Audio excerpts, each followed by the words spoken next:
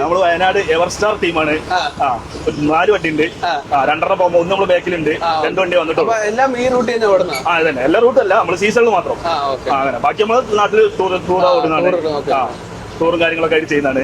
Package എല്ലാം ചെയ്യുന്നുണ്ട്. അതിന്റെ ഇടയിൽ ഇതും അങ്ങനെ പുതിയ കണ്ണട കിട്ടിയത്. ലൈറ്റ് കൂടെ കത്തിയത് പൊളിച്ചത്. അല്ലയ നമ്മുടെ ഈ ഓട്ടം എവിടെന്നാ തുടങ്ങിയത്? നമ്മള് തൃശ്ശൂരിൽ തുടങ്ങിയതാണ്.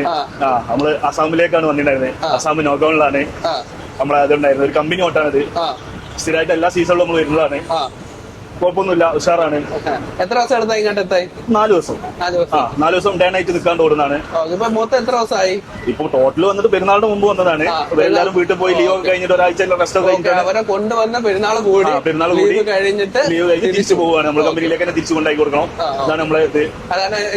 അതാണ് എഗ്രിമെന്റ്. കുഴപ്പമൊന്നുമില്ല, എല്ലാവരും അടിപൊളിയാണ്. നമ്മളെ നാട് പോലെ തന്നെയാണ് അസാമിലുള്ളത്.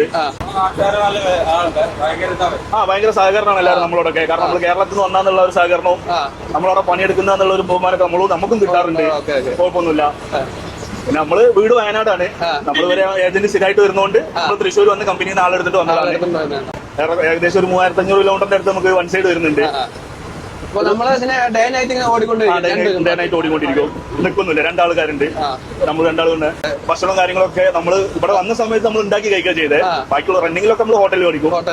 അതിനുള്ള ടൈം ഉണ്ടാവുള്ളൂ. എല്ലാവരും ഹോട്ടലിൽ